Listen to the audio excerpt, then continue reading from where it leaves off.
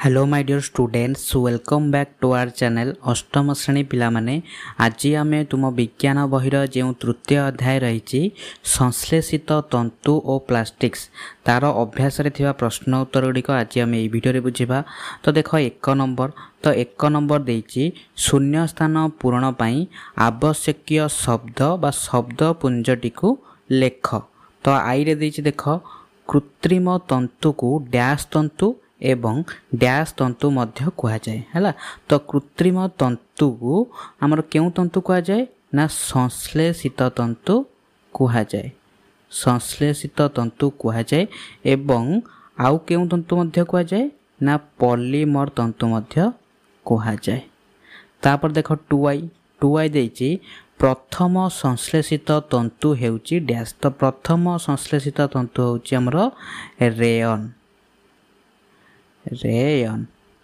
तापर देख 3 कृत्रिम तंतु भली प्लास्टिक्स मध्य डैश अटे है। तो कृत्रिम तंतु भली प्लास्टिक्स मध्य एक कौन पॉलीमर अटे।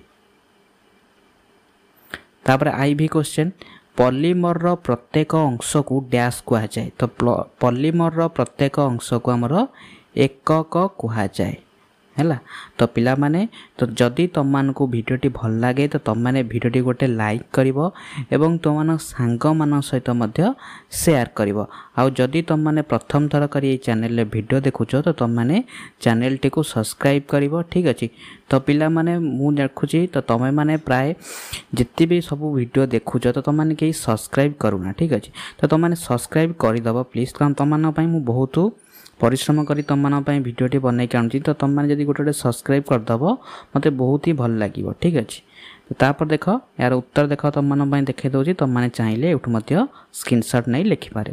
तापर देख 2 नंबर क्वेश्चन। तो 2 नंबर क्वेश्चन देइछि 4टी संभाव्य उत्तर मध्यरु ठीक उत्तरटी को बाछि लेख। आइरे देइछि देख केउठी वस्त्र रूपे एवं काच परिवर्ते व्यवहृत हेउछि हैला।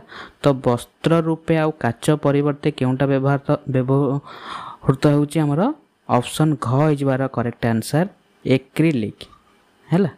तापर 2i केउठी नॉनस्टिक बासन रे व्यवहृत हेउछि। तो नॉनस्टिक बासन रे हमर केउटा व्यवहृत हेउछि ना टेफ्लॉन हैला, टेफ्लॉन ऑप्शन ख इज बार करेक्ट आंसर। तापर देखो 3i। तो 3i क्वेश्चन देइछि इलेक्ट्रिक स्विच प्लग आदि केउठिरु प्रस्तुत हेउछि हैला। तो आमे जो व्यवहार करूछ इलेक्ट्रिक स्विच प्लग तो एगुडिक सब केउठिरु प्रस्तुत हेउछि। तो एगुडिक हमर बेकेलाइट रु प्रस्तुत हेउछि हैला। तार उत्तर हे जिवो ऑप्शन ख बेकेलाइट। आईवी केउठिरु कांथरे व्यवहृत टाइल प्रस्तुत हुए। तो तुम मैंने घरे जो देखि तुम मैंने घरे जो टाइल लगी तो एगुड़िक क्यों प्रस्तुत हुए ना एगुड़िक हमर मेलामाइन रु प्रस्तुत हुए है। आर उत्तर हो ऑप्शन ख मेलामाइन है। तो देख उत्तर मध्य देखे दौची तो तुम मैंने लिखिदब है। तापर देख 3 नंबर। तो 3 नंबर क्वेश्चन रही निम्नोक्त मध्यरु केउं गुड़िक पुनः चक्रण योग्य एवं केउं गुड़िक पुनः चक्रण अयोग्य प्लास्टिक अलगा अलगा तालिका कर है। एटी जो प्लास्टिक गुड़िक देइछि एमानक मध्यरु केउं गुड़िक पुनः चक्रण योग्य एवं केउं गुड़िक पुनः चक्रण अयोग्य तो से गुड़िक आमे अलगा अलगा करी लिखिबाला। तो पुनः चक्रण योग्य कौन ना जेउ गुड़िक आमे कोनोसी व्यवहार लगेथिले मध्य जदि तार कोनोसी जिंस भांगी जाए बा नष्ट हो जाए तो आमे चाहिए तार सामान्य परिवर्तन करी मध्य आमे अलगा एक पदार्थ बा अलगा एक जिंस तैयारी करि परिबा ताकु मते व्यवहार करि परिबा। ठीक अछि। पुनः चक्रण योग्य माने आमे जेउ जिंस को थरे दी व्यवहार कले से भांगी जाए ताहाकु आमे पुनः माने आउ थरे व्यवहार करि परिबा नाही अलगा उपाय मध्य हला। तो देखो पुनः चक्रण योग्य प्लास्टिक गुड़िक कौन कौन हम ना टेलीफोन जंत्रपाति है, प्लास्टिक खेलना डट पेन है। तो ये आमर पुनः चक्रण योग्य हम। पुनः चक्रण अयोग्य प्लास्टिक गुड़िक कौन हम चौकी रोसई बासनर हैंडल विद्युत स्विच विद्युत तारार बाह्य आवरण। तो एगुड़िक जदि आमर कौन नष्ट हो जाए तो एगुड़िक आम आउ चाहिए मध्य पुनर्बार व्यवहार करि परिबा नाही। तो तापर देख 4 नंबर क्वेश्चन। 4 नंबर क्वेश्चन रही निम्नोक्त जिनिस गुड़िक थर्मोसेटिंग प्लास्टिक रु कहीं प्रस्तुत करा जाए बुझा है। तो ये आई टू आई दुईटा देती, तो आई टे देती सस्पैन, तावा, प्रेशर कुकर हैंडल। तो एगुड़िक आमर थर्मोसेटिंग प्लास्टिक रु कहीं प्रस्तुत हुए यार कारण लिखा है। तो देख प्रथम सस्पैन, तावा, प्रेशर कुकर हैंडल। तो एगुड़िक कहीं थर्मोसेटिंग प्लास्टिक रु प्रस्तुत हुए। तार उत्तर है सस्पैन, तावा और प्रेशर कुकर हैंडल आदि ताप कुपरिवाही हेबा आवश्यक है। तो एगुड़िक ताप कुपरिवाही हेबा आवश्यक जहाँफल कि एगुड़िक तापर संस्पर्श आसिले एगुड़िक तरलिब नाही, कारण एसबू द्रव्य रोषेई सरंजाम है। तो एसबू थर्मोसेटिंग प्लास्टिक से निर्मित न हेले एहा उत्तप्त हेले नरम होई तरल अवस्था को चली आसे, तेणु व्यवहार उपयोगी हो पारिबो नाही है। तो सेतिपई एगुड़िक आमर थर्मोसेटिंग प्लास्टिक्स रु प्रस्तुत करा जाए। तापर टू आई देख टू आई देछि विद्युत प्लग, स्विच प्लग और स्विच बोर्ड है। तो एगुड़िक आमर थर्मोसेटिंग प्लास्टिक रु कहीं प्रस्तुत हुए। तो यार उत्तर कौन लिखिबो देख ना विद्युत प्लग, स्विच, स्विच बोर्ड आदि पदार्थ विद्युत परिवहन रे व्यवहृत हुए। एसबू थर्मोसेटिंग प्लास्टिक्स निर्मित न हेले विद्युत परिवहन बेले एसबू उत्तप्त होई नरम हेबो एवं तरल अवस्था को चली आसीबो, तेणु ए सबू थर्मोसेटिंग प्लास्टिक्स रे निर्मित हेबा आवश्यक। बुझी पारल है।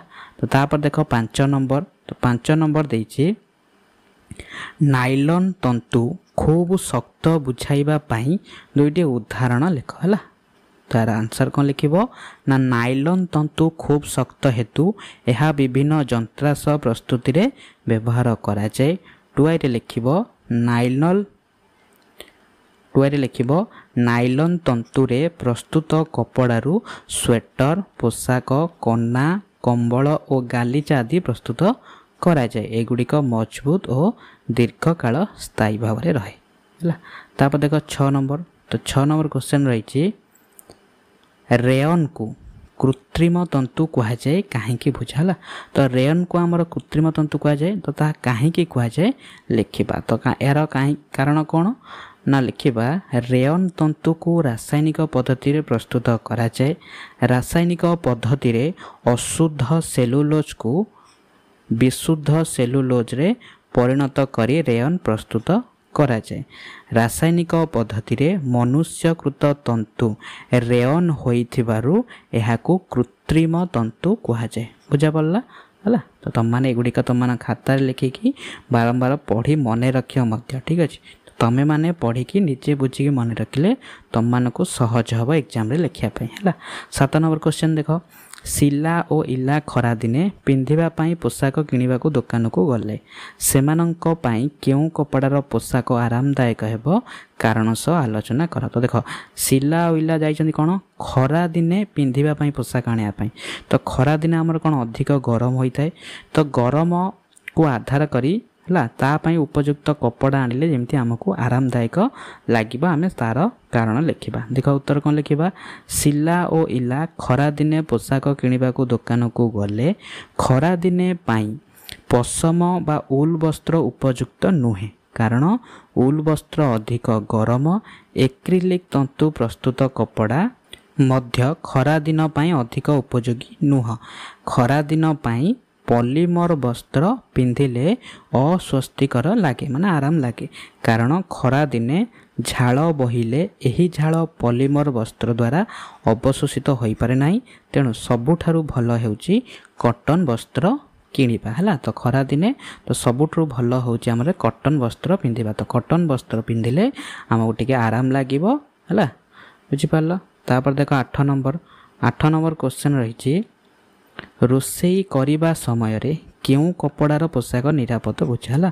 तो तुम मैंने जो रोषेई करुथुब है तो तुम्हें मैंने केउ कपड़ार पोशाक पिंधिले तुम कौन दुर्घटना घटब ना तुम कौन क्षति हे ना। तो तुम मैंने लिख कौन लिख ना रोषेई कला बेले अधिक तापमात्रा काम करने को पड़े। एपरी स्थले पॉलीमर वस्त्र पिंधि रोषेई कले निआं लागि जिबार भय थाए है।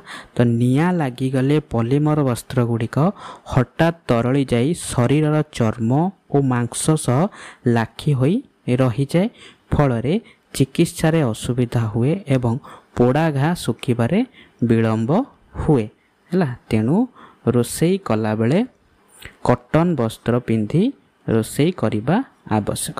ବୁଝା ପଡ଼ିଲା? ଠିକ୍ ଅଛି। ତ ତୁମମାନେ ପ୍ଲିଜ୍ ତୁମମାନେ ଗୋଟେ ଖାଲି ଭିଡ଼ିଓଟି ଗୋଟେ ଲାଇକ୍ କରିବ ଏବଂ ତୁମମାନଙ୍କ ସାଙ୍ଗମାନଙ୍କ ସହିତ ମଧ୍ୟ ସେୟାର କରିବ। ତୁମମାନେ ଯଦି ଏତିକ କରିଦେଉଛ ନା ତ ତୁମେମାନେ ଅଷ୍ଟମ ଶ୍ରେଣୀର ସମସ୍ତ ବିଷୟର ପ୍ରଶ୍ନ ଉତ୍ତର ଗୁଡ଼ିକ ଏଇ ଚ୍ୟାନେଲରେ ଦେଖିବାକୁ ପାଇବ। ଠିକ୍ ଅଛି। ତ ତାପରେ ଦେଖ 9 ନମ୍ବର ଦେଖ ଥର୍ମୋପ୍ଲାଷ୍ଟିକ୍ସ ଏବଂ ଥର୍ମୋସେଟିଂ ପ୍ଲାଷ୍ଟିକ୍ସ ମଧ୍ୟରେ ପାର୍ଥକ୍ୟ ଲେଖ ହେଲା। ତୁମମାନେ ବାଁ ପଟେ ଏଇଭଳି ଲେଖିବ ଥର୍ମୋପ୍ଲାଷ୍ଟିକ୍ସ, ଡାହାଣ ପଟେ ଲେଖିବ ଥର୍ମୋସେଟିଂ ପ୍ଲାଷ୍ଟିକ୍ସ ହେଲା। ତ ଆମେ ପ୍ରଥମେ ଦେଖିବା ଥର୍ମୋପ୍ଲାଷ୍ଟିକ୍ସ କ'ଣ ହେଲା। ତ ଥର୍ମୋପ୍ଲାଷ୍ଟିକ୍ସ କ'ଣ ଦେଖ, ଥର୍ମୋପ୍ଲାଷ୍ଟିକ୍ସରେ ପ୍ରଥମେ ଲେଖିବ ଏହି ପ୍ରକାର ପ୍ଲାଷ୍ଟିକ୍ସକୁ ଉତ୍ତପ୍ତ କଲେ ନରମ ହୋଇ ତରଳ ଅବସ୍ଥାକୁ ଆସେ ଓ ପୁନର୍ବାର ଥଣ୍ଡା କଲେ ଏହା କଠିନ ହୋଇଯାଏ ହେଲା। ତ ଥର୍ମୋପ୍ଲାଷ୍ଟିକ୍ସ ଗୁଡ଼ିକ ଆମର ଯଦି ଆମେ ତାକୁ ତାପ ପ୍ରୟୋଗ କରିବା ନା ତ ସିଏ କ'ଣ ହେବ ନା ନରମ ହେବ, ଧୀରେ ଧୀରେ ନରମ ହୋଇ ଲାଷ୍ଟକୁ କ'ଣ ପୁରା ତରଳ ପଦାର୍ଥରେ ପରିଣତ ହୋଇଯିବ। ଆଉ ପୁନର୍ବାର ଯଦି ଆମେ ତାକୁ ପୁଣି ଥଣ୍ଡା କରିବା ନା ତ ସେ ପୁଣି କଠିନ ପଦାର୍ଥରେ ପରିଣତ ହୋଇଯିବ। 2ରେ ଲେଖିବା ଏଗୁଡ଼ିକର ଭୌତିକ ପରିବର୍ତ୍ତନ ପ୍ରତ୍ୟାବର୍ତ୍ତୀ ହେଲା। ତ ଏଗୁଡ଼ିକ ଭୌତିକ ପରିବର୍ତ୍ତନ ହେଉଛି ପ୍ରତ୍ୟାବର୍ତ୍ତୀ। ତା'ମାନେ ସେ ପ୍ରଥମେ ଧର କଠିନ ଅବସ୍ଥା ଥିଲା, ତାକୁ ତାପ ପ୍ରୟୋଗ କଲେ ସେ ପୁଣି ତରଳ ଅବସ୍ଥାକୁ ପରିବର୍ତ୍ତନ ହେଲା। ଯଦି ଆମେ ପୁଣି ତାକୁ ଥଣ୍ଡା କରିବା ତ ସେ ପୁଣି କଠିନ ଅବସ୍ଥାକୁ ଫେରି ଆସିବ ହେଲା। ତ ଏଇଟା ପ୍ରତ୍ୟାବର୍ତ୍ତୀ। 3ରେ ଲେଖିବା ଏପରି ପ୍ଲାଷ୍ଟିକ୍ସ ଗଠନରେ ରୈଖିକ ଏକକ ସଜ୍ଜା ରହିଥାଏ ହେଲା। 5ରେ ଲେଖିବ ଏପରି ପ୍ଲାଷ୍ଟିକ୍ସ ପ୍ରସ୍ତୁତି ବେଳେ ଯେଉଁ ଆକୃତି ଧାରଣ କରିଥାନ୍ତି ତାହା ପରିବର୍ତ୍ତନଶୀଳ ହେଲା। ତ ଯେଉଁ ଆକୃତି ଧାରଣ କରିଥାନ୍ତି ତାହା ପରିବର୍ତ୍ତନଶୀଳ। ତା'ମାନେ କଠିନରୁ ତରଳ ହେବ, ତରଳରୁ ଏମିତି ପୁଣି କ'ଣ ହେବ, କଠିନ ହେବ, ଏମିତି ପରିବର୍ତ୍ତନ ହୋଇଥାଏ। ତାପରେ ଭି ଦେଖ ଏପରି ପ୍ଲାଷ୍ଟିକ୍ସ ପୁନଃ ଚକ୍ରଣ ଯୋଗ୍ୟ ହେଲା।